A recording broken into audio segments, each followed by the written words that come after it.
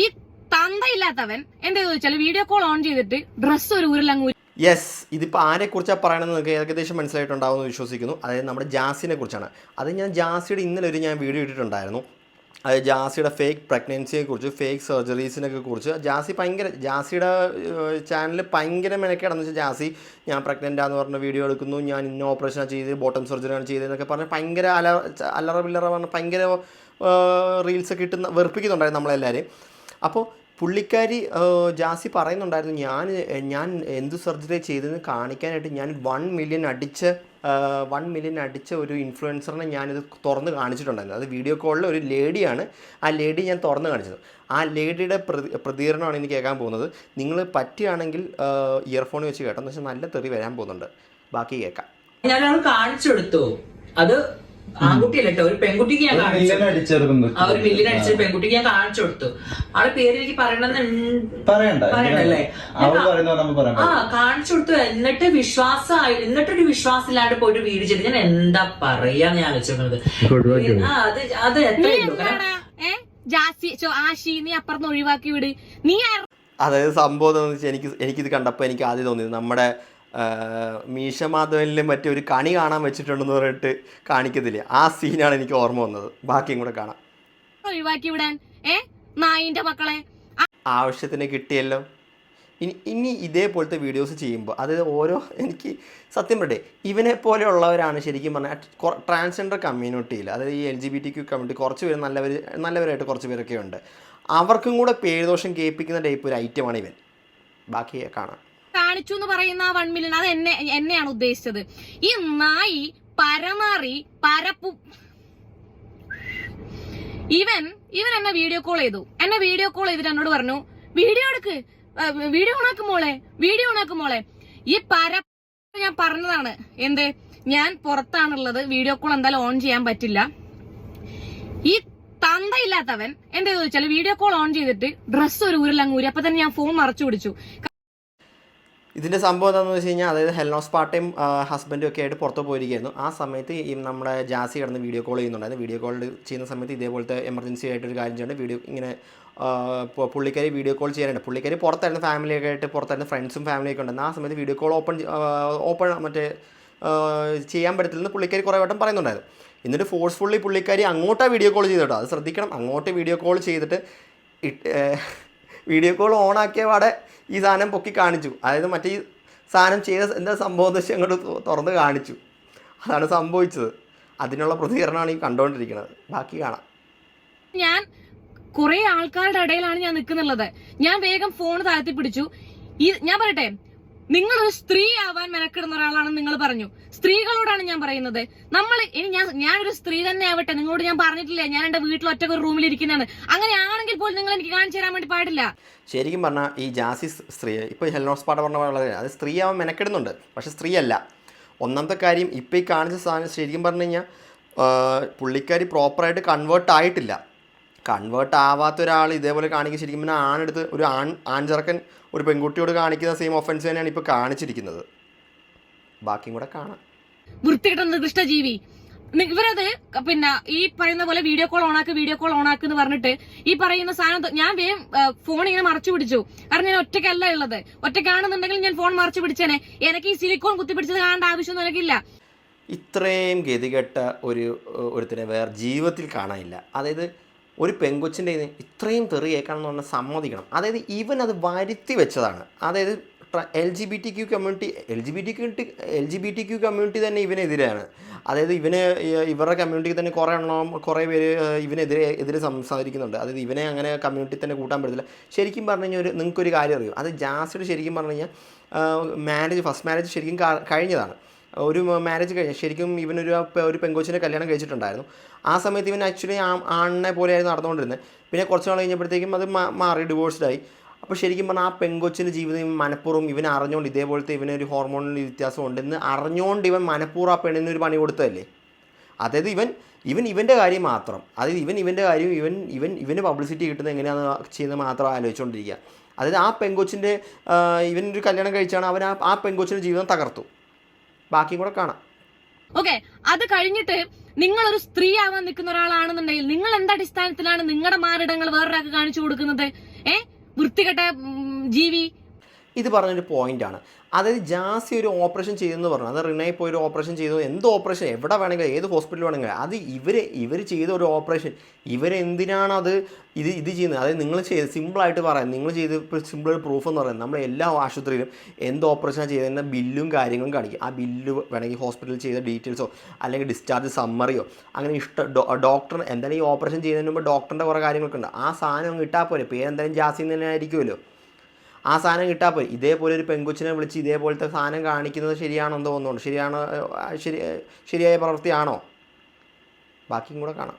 അല്ല പിന്നെ നിനക്ക് നട്ടലുണ്ടാ നിനക്ക്? പിന്നെ എന്റെ പേര് പറയാൻ നിനക്ക് പേടിയാവുന്ന? ധൈര്യത്തിൽ പറ. ഒരാണല്ല നീ, ഒരു പെണ്ണുമല്ല നീ, മനസ്സിലായില്ലേ? ഒരു നട്ടലില്ലാത്ത നായിയാണ് നീ.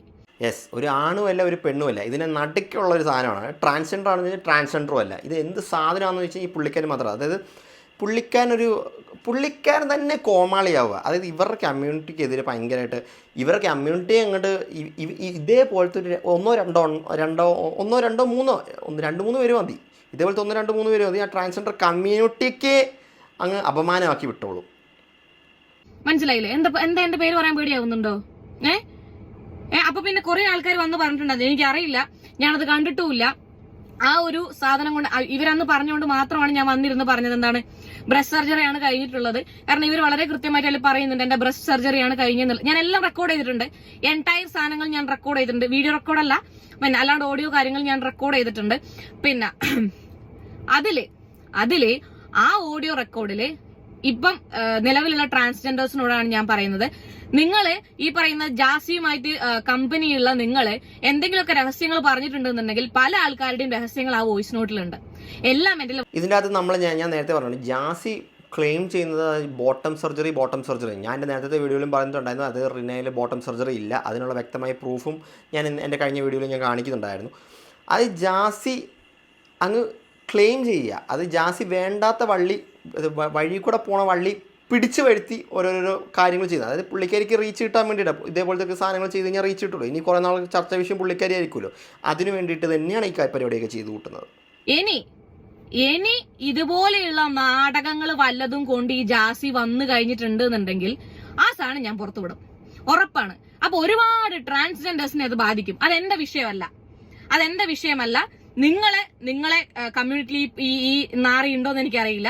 ഈ നാറി പലരെയും കുറിച്ച് പറഞ്ഞ കാര്യങ്ങൾ എന്റെ കയ്യിലുണ്ട്. അതായത് ഈ ജാസി നമ്മുടെ ഫഹദ് ഫാസിൽ വരെ ബൈസെക്ഷലാന്ന് പറഞ്ഞ ടീമാട്ടോ. അത് ഓർമ്മയുണ്ടോ നിങ്ങൾ? നമ്മുടെ ഒരു ഇന്റർവ്യൂവിൽ നമ്മുടെ ഫഹദ് ബൈസെക്ഷലാണ്, നിങ്ങൾക്ക് അറിയോ? എനിക്ക് പേഴ്സണലായിട്ട് അറിയുന്ന കാര്യമാണ്. എന്ത് തെളിവോടെയാണ് അതൊക്കെ പറയുന്നത്? അത് അത്രയും പോപ്പുലർ ആയിട്ടുള്ള ആളെ ഇതേപോലെ ഒരു ക്യാരക്ടർ അസാസിനേഷൻ ചെയ്യുന്ന അതിന് തുല്യമാണിത്. അതായത് ഭാര്യയും ഒരു ഫാമിലി ആയിട്ട് നിൽക്കുന്ന ഒരാളുടെ അടുത്ത് ഇതേപോലത്തെ ഒരു ഐറ്റം ഒരു ഇൻ്റർവ്യൂവിൽ മറ്റേ ഓൺലൈൻ ഇൻ്റർവ്യൂവിൽ പറഞ്ഞൊരു ഐറ്റമാണ്. ഇതേപോലത്തെ കുറേ ഐറ്റംസ് ബാക്കിയുള്ളവർക്ക് എഗെയിൻസ്റ്റ് പറഞ്ഞ ഐറ്റംസൊക്കെ ഹെൽനോസ് പട്ടേഡയിൽ ഉണ്ടെന്ന് പറയുന്നു. ശരിക്കും പറഞ്ഞാൽ അത് പുറത്ത് വിടണം. അത് ഇവൻ എന്തേ കാണിക്കണേ? ഇവൻ ഇത് സോ കോൾഡ് മറ്റേ വൈറലാവാൻ വേണ്ടിയിട്ട് ഇവൻ കുറേ കോപ്രായങ്ങൾ ആദ്യത്തെ കുറേ ആഴ്ച എൻ്റെ പൊന്നോ ഗർഭിണിയാന്ന് പറഞ്ഞ് ഇപ്പം പെറും എന്ന് പറഞ്ഞ് വയറും കെട്ടി വെച്ച് കുറേ ദിവസം നടന്നു. അതായത് ലോകത്ത് തന്നെ ഒരു ട്രാൻസ്ജെൻഡർ പ്രസവിച്ചിട്ടുണ്ടാവത്തില്ല എന്ന് വെച്ച് കഴിഞ്ഞാൽ മെൻ ടു ഫീമെയിൽ, ഞാൻ ഇപ്പോൾ പറയുന്നത് ശ്രദ്ധിച്ചോളാം, മെൻ ടു ഫീമെയിൽ ട്രാൻസിഷൻ നടത്തിയത്, അത് ആണിൽ നിന്ന് പെണ്ണിലോട്ട് ട്രാൻസിഷൻ നടത്തിയ ആൾക്കാർ ഒരിക്കലും പ്രസവിക്കത്തില്ല. അതേപോലെ female to men transition, trans men എന്ന് പറഞ്ഞ കുറേ സെഗ്മെൻറ്റ്സ് ഉണ്ട്, അവർക്ക് പ്രസവിക്കാം. എന്ന് വെച്ച് കഴിഞ്ഞാൽ അവർക്ക് മറ്റേ പ്രോപ്പർ വേറെ സർജറീസ് ഒന്നും എടുത്തില്ലെങ്കിൽ അവർക്ക് യൂട്രസ് ഉണ്ട്, അവർക്ക് നോർമലി ഇതേപോലത്തെ ചെയ്ത് കഴിഞ്ഞാൽ അവർക്ക് പ്രസവിക്കാം. അങ്ങനെ പ്രസവം നടത്തിയിട്ടുള്ളവരും ഉണ്ട്. നമ്മുടെ കേരളത്തിൽ തന്നെ കുറേ പേരുണ്ട്. ഇന്നാൾ സൂയിസൈഡ് ചെയ്ത ചെറുക്കൻ്റെ ഇതില്ല, മറ്റേ ബോഡി ബിൽഡറിൻ്റെ അവരുടെ കേസ് ജസ്റ്റ് ഒരു എക്സാമ്പിളായിട്ട് ഞാൻ പറഞ്ഞതേ ഉള്ളൂ. അതേപോലെ ഇഷ്ടം പോലെ കേരളത്തിൽ തന്നെയുണ്ട്. അത് ഞാൻ പുറത്തു വിടും, തീർച്ചയായിട്ടും ഞാൻ പുറത്തു വിടും. എനിക്കിനി ഒന്നും ചിന്തിക്കേണ്ട ആവശ്യമൊന്നുമില്ല, അല്ലെങ്കിൽ എനിക്ക് ചിന്തിക്കേണ്ട ആവശ്യം ഉണ്ടായിരുന്നില്ല. നിങ്ങളെ വഴിക്ക് ഞാൻ വിട്ടതാണ്, മനസ്സിലായില്ലേ? ഇത്രയും ആൾക്കാർ ചെയ്തിട്ടും ഞാൻ അന്ന് ഈ ടോപ്പിക് ഇവിടെ അവസാനിപ്പിക്കുകയാണ് എന്ന് പറഞ്ഞിട്ട് ഞാൻ അവിടെ അവസാനിപ്പിച്ച സാധനമാണത്. നീ ഉണ്ടല്ലോ, നീ എന്താണ് പേടിക്കുന്നേ എന്റെ പേര് പറയാൻ വേണ്ടിയിട്ട്? ഞാൻ ധന്യാസ് രാജേഷ് എന്ന ഹെലനോസ് പാർട്ടിയെ വീഡിയോ കോൾ ചെയ്തിട്ട് എന്റെ വെച്ചു പിടിപ്പിച്ച സിലിക്കോൺ കാണിച്ചു കൊടുത്തിട്ടുണ്ട് എന്ന് ആരാണ് പേടിക്കുന്നേ? അതിന്റെ അപ്പുറത്തൊരു നായിന്റെ മോൻ ചിലക്കുന്നുണ്ട്, വിട്ടുകള വിട്ടുകളയാൻ നീ ആരാടാ? ആരാ നീ? ഇതിലും നല്ല മറുപടി ഇനി സ്വപ്നങ്ങളിൽ മാത്രം. അതായത് ഇനി ഇതിന് എഗെയിൻസ്റ്റ് ആയിട്ട് വേറൊരു വീഡിയോ ചെയ്യേണ്ട ആവശ്യമില്ല. അത് ജാസി നിനക്കുള്ളതെല്ലാം എല്ലാ മറുപടി ആ വീഡിയോയിൽ തന്നെ എല്ലാം കൊടുത്തിട്ടുണ്ട്. അത് ഇതിലും വലിയ മറുപടികൾ സ്വപ്നങ്ങളിൽ മാത്രം. ഇനിയും വീഡിയോ ആയിട്ട് വന്നു കഴിഞ്ഞാൽ ശരിക്കും പറഞ്ഞു കഴിഞ്ഞാൽ അവൻ്റെ ബാക്കിയുള്ള കാര്യങ്ങളും കൂടെ എക്സ്പോസ് ചെയ്ത് വിടണം. അതായത് ഇവൻ നമ്മളെല്ലാം വെറുപ്പിക്കുന്നതിൽ ഒരു പരിധിയില്ലാത്ത രീതിയിലാണ് വെറുപ്പിച്ചുകൊണ്ടിരിക്കുന്നത്. ഫുൾ കാര്യങ്ങൾ എക്സ്പോസ് ചെയ്യണമെന്ന് ഞാൻ പറയത്തുള്ളൂ. കളിക്കട്ട തരത്ത് പോയിട്ട് ആരീന്ന് വിചാരിച്ചിട്ടാടാ നീയല്ലേ ഈ കളിക്കുന്നേ? അല്ല പിന്നെ അല്ല ഒരു 1 മില്യൺ ഉള്ള ഒരാൾക്ക് ഞാൻ കാണിച്ചു കൊടുത്തിട്ടുണ്ട്. ഉസിറും പുളിയില്ലാത്തവനെ. അല്ല പിന്നെ ഓന്റെ സിലിക്കോൺ കണ്ടിട്ടുണ്ട് എനക്കിട ഉണ്ടാവാൻ. ലൈക്ക് ഒരു അമ്മ ഒരു കുഞ്ഞിന് ജന്മം നൽകുമ്പോൾ അത്രയും വേദന സഹിച്ചിട്ടാണ് ഒരു കുഞ്ഞ് പുറത്തേക്ക് വരുന്നത് അല്ലേ? ഇത് ഇവര് ഈ ജാസി എപ്പോഴും പറയുന്ന ഒരു ഇന്റർവ്യൂവിൽ പറയും അമ്മ പ്രസവിച്ചു. ഈ പുള്ളിക്കാരന് എന്ത് യോഗ്യതയുള്ളത്?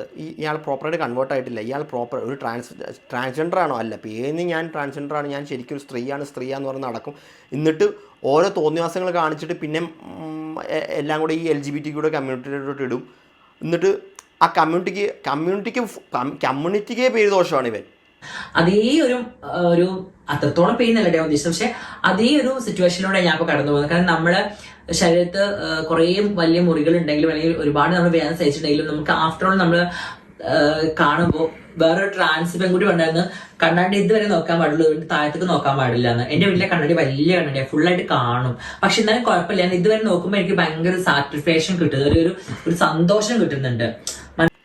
ശരിക്കും പറഞ്ഞു കഴിഞ്ഞാൽ എനിക്ക് തോന്നുന്നില്ല ശരിക്കും പറഞ്ഞാൽ സർജറി ചെയ്തിട്ടുണ്ട്, എന്തെങ്കിലും സർജറി ചെയ്തിട്ടുണ്ടെന്ന് എനിക്ക് തോന്നുന്നില്ല. അത് ഞാൻ കേൾപ്പട്ടെ, ഒരു ബ്രസ്റ്റ് ഇംപ്ലാന്റ് ചെയ്തിട്ട് തലേ ദിവസം ചെയ്ത് പിറ്റേ ദിവസം ഇറങ്ങിപ്പോയി. ആ രീതിയിലാന്ന് തോന്നുന്നു പുള്ളിക്കാരൻ്റെ ബ്രസ്റ്റ് ഇംപ്ലാന്റ്. ശരിക്കും പറഞ്ഞാൽ എന്തെങ്കിലും ചെയ്തിട്ടുണ്ടോ? എനിക്ക് തന്നെ സംശയമാണ്. ഇപ്പോൾ ഇത് ഇത്രയും കോൺട്രവേഴ്സി ആക്കിക്കൊണ്ട് ചോദിച്ചാൽ ഇനി ഇത് ബ്രസ്റ്റ് ഇംപ്ലാന്റ് വരെ ചെയ്തിട്ടുണ്ടോ എന്ന് എനിക്ക് സംശയമാണ്. പൊക്കി കാണിക്കാൻ പോയ പുള്ളിക്കാരുടെ ആവശ്യത്തിന് കൊടുത്തിട്ടുമുണ്ട്. ഇനി ഇതിൽ കൂടുതൽ ഞാൻ വെച്ച് കഴിഞ്ഞാൽ വല്ലാത്ത എന്തെങ്കിലും ആയിപ്പോവും. അതായത് ഇതിൽ കൂടുതൽ തെറി ഇനി സ്വപ്നങ്ങളിൽ മാത്രം. അതായത് ഇതിലും നല്ലൊരു റെസ്പോൺസ് ഹെലൻ സ്പാർട്ട ഇനി അതായത് നല്ലൊരു റെസ്പോൺസ്, ഞാൻ പറയുന്നത് നല്ല അടിപൊളി ഒരു റെസ്പോൺസാണ് ജാസിക്ക് കൊടുത്തിരിക്കുന്നത്. അത് കിട്ടേണ്ട സാധനം കിട്ടേണ്ട രീതിയിൽ കൊടുത്തിട്ടുണ്ട്. അത് നല്ലൊരു മറുപടിയാണ് കൊടുത്തിരിക്കുന്നത്. ഒന്ന് നല്ല കേട്ടിരിക്കാൻ തന്നെ നല്ല രസമാണ്. ഞാനിത് ആദ്യം കണ്ടത് എനിക്ക് ചിരിയാണ് വന്നത്. നല്ല രസം, നല്ല രീതിയിൽ കൊടുത്തിട്ടുണ്ട്. അത് കുറേ ആയി കേട്ട് നമുക്ക് കണ്ടുകൊണ്ടിരിക്കുന്ന നമുക്കൊരു പരിധിയില്ലേ. എന്തായാലും നിങ്ങളുടെ അഭിപ്രായം കമൻറ്റ് ചെയ്യുക.